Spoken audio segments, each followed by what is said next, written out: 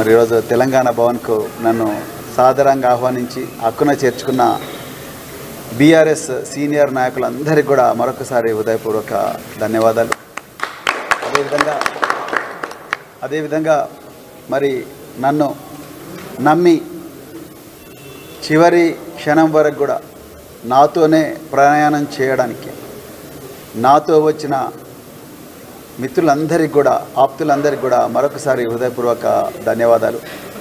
మరి ఇన్ని రోజులు నన్ను హక్కున చేర్చుకొని నన్ను నిరంతరం నడిపించిన తెలంగాణ ప్రజలందరికీ కూడా హృదయపూర్వక పాదాభివందనాలు. మరి ఈరోజు ఒక ప్రత్యేకమైన పరిస్థితుల్లో నేను మరి గౌరవ మాజీ ముఖ్యమంత్రి శ్రీ కేసీఆర్ గారి ఆహ్వానం మేరకు నేను భారత రాష్ట్ర సమితిలో ఈరోజు చేరబోతున్నాను. మిత్రులారా, తెలంగాణవాదం బహుజనవాదం రెండు ఒకటే. సో ప్రాణహిత నది గోదావరి నది ఏ విధంగా అయితే కలుస్తాయో, మరి కృష్ణానది తుంగభద్ర నది ఏ విధంగా అయితే కలుస్తాయో ఆ విధంగా తెలంగాణ ఒకప్పుడు తెలంగాణవాదం బహుజనవాదం రెండు కూడా ఒకటే.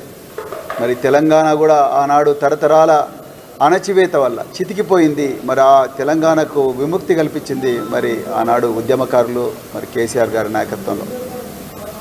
అదేవిధంగా బహుజనవాదం కూడా తరతరాలుగా అణచివేతకు గురైన సామాజిక వర్గాలు ఈ దేశంలో మరి వీళ్ళందరికీ కూడా విముక్తి కల్పించి వాళ్ళను వెలుగువైపు మరి నడిపించింది బహుజనవాదం. ఈ రెండిట్లో కూడా అణచివేత కామన్గా ఉంది, విముక్తి అనేది ఒక లక్ష్యంగా ఉంది.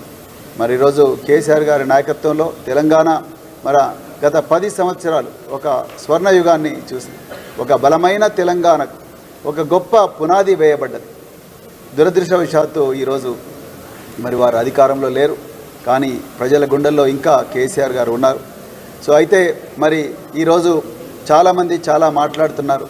మరి ఈరోజు ఇంతకుముందే మేము అక్కడ కూర్చొని మాట్లాడుతున్నప్పుడు చాలామంది ఇక్కడ నుంచి మరి వెళ్ళిపోతున్నారు, కానీ మీరు మాత్రం ఒక పెద్ద బలగంగా వచ్చారని చెప్పి మరి బీఆర్ఎస్ సీనియర్ నాయకులు నాతో అన్నారు. వారికి హృదయపూర్వక ధన్యవాదాలు. మరి నేను మళ్ళీ చెప్తున్నాను, బహుజనవాదం అంటే ఆశ, బహుజనవాదం అంటే మరి స్వార్థపరులు ఉండేది కాదు. బహుజనవాదం అంటే మరి నిస్వార్థపరులు, సేవ కోసం వచ్చేవాళ్ళు, మరి సంపద కోసం వచ్చేవాళ్ళు కాదు బహుజనవాదులు.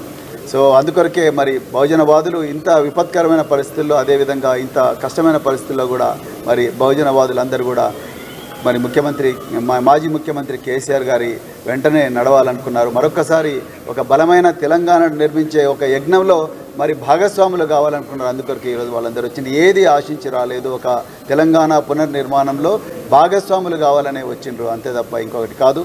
మరి ఇంత చక్కటి అదృష్టం, అవకాశం నాకు ఇచ్చినందుకు భారత రాష్ట్ర సమితి నాయకత్వం అందరికీ కూడా హృదయపూర్వక ధన్యవాదాలు తెలుపుతూ నేను మళ్ళొక్కసారి చెప్తున్నా, మరి తెలంగాణ ప్రజలందరికీ, మరి ముఖ్యంగా నాతో ఈ 2.5-3 సంవత్సరాలు నాతో నడిచిన బహుజనులందరికీ కూడా చెప్తున్నా, నా గుండెల్లో బహుజనవాదం ఉన్నది, నా గుండెల్లో మరి మహనీయుల త్యాగాలు ఉన్నాయి, నా గుండెల్లో తెలంగాణ అమరవీరుల త్యాగాల సారాంశం ఉన్నది. నేను ఎక్కడ ఉన్నా కూడా, ఏ వేదిక మీద ఉన్నా కూడా ఆ సారాంశాన్ని వాళ్ళు చూపించిన దిశ వైపే నడుస్తాను తప్ప ఇంకో దిశ వైపు కాదు. నా లోపల ఎలాంటి స్వార్థం లేదు. దయచేసి నన్ను అర్థం చేసుకోండి, మళ్ళీ చెప్తున్నా, అర్థం చేసుకోండి. మరి ఈరోజు కేసీఆర్ గారు మనకు ఒక వేదిక కల్పించిండ్రు. ఆ వేదిక మీద, వేదిక ఏదైనప్పటికీ కూడా, కానీ నా గుండెలో మాత్రం ఆ త్యాగాల సారాంశం ఉంది. ఆ త్యాగదనులు చూపించిన దిశనే ఉంది తప్ప ఇంకొకటి లేదు. ఆ లక్ష్యం కోసమే పనిచేస్తాం, ఆ దిశలోనే నడుస్తాం. మీరందరూ కూడా దీన్ని గుర్తుపెట్టుకోవాలని చెప్పి కోరుకుంటూ మరొకసారి మీ అందరికీ కూడా హృదయపూర్వక ధన్యవాదాలు.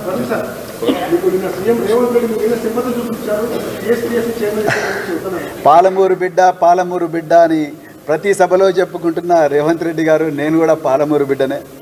మీరు ఒకవైపు మరి శృతి మెత్తగా నన్ను పొగడుతూనే, మరోవైపు నన్ను చాలా శృతి మెత్తగానే వార్నింగ్ ఇస్తున్నారు మీరు. సో నిన్న మీరు Telangana state public service commission చైర్మన్కు మరి నన్ను చైర్మన్ పదవికి నన్ను మరి ఆహ్వానం పలికినట్టుగా మరి నేను దాన్ని తిరస్కరించినట్టుగా చెప్పిండ్రు. మరి నేను మళ్ళీ చెప్తున్నా, నేను తిరస్కరించిన మాట వాస్తవమే. నేను ప్రజాక్షేత్రంలో ఉండాలనుకున్నా. సో ఇది వాస్తవమే. సో అయితే మళ్ళీ మీరు అన్నారు మరి బీఆర్ఎస్ వైపు పోతే మాత్రం ఆయన ప్రజలకు సమాధానం చెప్పాలన్నారు. నేను ఇవాళ అడుగుతున్నా, తెలంగాణ ప్రజలకు స్వేచ్ఛ లేదా? ఏ వేదిక మీద పనిచేయాలి, ఏ ప్లాట్ఫామ్ మీద పనిచేయాలన్న స్వేచ్ఛ తెలంగాణ ప్రజలకు లేదా? ఉంది, బరాబర్ ఉంది. ఇప్పుడు మీరు ఒకవైపు ఏమో ప్రవీణ్ కుమార్ మా పాలమూరు బిడ్డ, మరి మంచోడు, నా మిత్రుడు అని చెప్తున్నారు. మరోవైపు బీఆర్ఎస్ వైపు పోతే ఆయన ప్రజలకు సమాధానం చెప్పాలంటున్నారు. అంటే మీరు వార్నింగ్ ఇస్తున్నారా? లేకపోతే మీరు గేట్లు తెరిస్తే మరి చాలామంది పెరికి పందలు, చాలామంది అసమర్థులు, చాలామంది స్వార్థపరులు, సో వాళ్ళందరూ కూడా ఆ గేట్ల గొర్రెల మంది అలాగ వస్తున్నారు. ఆ గొర్రెల మందిలో ప్రవీణ్ కుమార్ ఒకడు కాలేదు. ప్రవీణ్ కుమార్ నిజమైన నిస్వార్థంగా నిజమైన నికార్సైన నిజాయితీ కోసం పనిచేసే నాయకుడు కాబట్టి ఆ గొర్రెల మందిలో ఒకడు కాలేదని బాధపడుతూ మరి అక్కసుతో ఈ మాట అంటున్నారా రేవంత్ రెడ్డి గారు? మరి మీరే చెప్పాలి. సో నేను ఎప్పుడు కూడా ఆ గొర్రెల మంది ఉండదలుచుకోలేదు. చాలామంది అన్నారు ఎంత ప్యాకేజ్ తీసుకున్నావు కేసీఆర్ దగ్గర అని అంటా ఉన్నారు సోషల్ మీడియాలో. ఎంత ప్యాకేజ్ తీసుకొని పోతున్నాం మిత్రులారా. నేను మళ్ళీ చెప్తున్నా, ప్యాకేజీ తీసుకుంటానైతే నేను అధికార పార్టీ దగ్గర రేవంత్ రెడ్డి దగ్గర ఆయన గిరిచిన గేట్ల దగ్గర కూర్చొని మరి ఆ సీట్లలో కూర్చునేటోని ప్యాకేజీల కోసం వచ్చినోని కాదు. ఒక అభివృద్ధి, తెలంగాణను పునర్నిర్మాణం చేయడానికి ఒక యజ్ఞంలో భాగస్వామి కావడానికి వచ్చిన, అంతే తప్ప ప్యాకేజీల దృష్టితో ఇక్కడికి వచ్చినామని కాదు. అట్లని నాకు ఆస్తులన్నీ వచ్చినాయి, ఆ దొంగ ఆస్తులన్నీ మరి రక్షించుకుందామని చెప్పి భయంతో నేను పోయిన పిరికి పందను కాదు, స్వార్థపరుణ్ణి కాదు. నేను అన్నీ వదులుకొని, ఉద్యోగాన్ని వదులుకొని నేను రాజకీయ రంగంలోకి వచ్చిన. నేను పోలీసు ఉద్యోగులు నాకు పక్కకు పెట్టి కేసీఆర్ గారు ఇచ్చిన ఆపర్చునిటీతో నేను 10 సంవత్సరాలు గురుకుల పాఠశాలలో సెక్రటరీగా పనిచేసి 10 లక్షల మంది విద్యార్థులను ప్రయోజకులుగా చేసిన. నాకు పైసలు అవసరం లేదు, అలా ప్రజాసేవనే ముఖ్యం అని చెప్పి ఇక్కడికి వచ్చిన. అందుకొరకు రేవంత్ రెడ్డి గారు దయచేసి మీరు మరి మీ దారిన రాని వాళ్ళను బెదిరించడం దయచేసి మానుకోండి. నేను కూడా పాలమూరు బిడ్డనే. నా లోపల కూడా మరి అదే తుంగభద్ర నది తినే, నా లోపల కూడా అదే నడిగడ్డ గాలే ఉన్నది, అదే విధంగా నడిగడ్డ తిండే నేను తిన్నా. అందుకొరకు మరి పాలమూరు బిడ్డను, మీ పాలమూరు బిడ్డ అయితే మరి నేను కూడా పాలమూరు బిడ్డనే. సో అందుకొరకు దయచేసి అట్లా వార్నింగ్లు ఇవ్వకండి, మరి మీరు హోదాను తగ్గించుకోకండి అని మరొకసారి రిక్వెస్ట్ చేస్తున్నాను.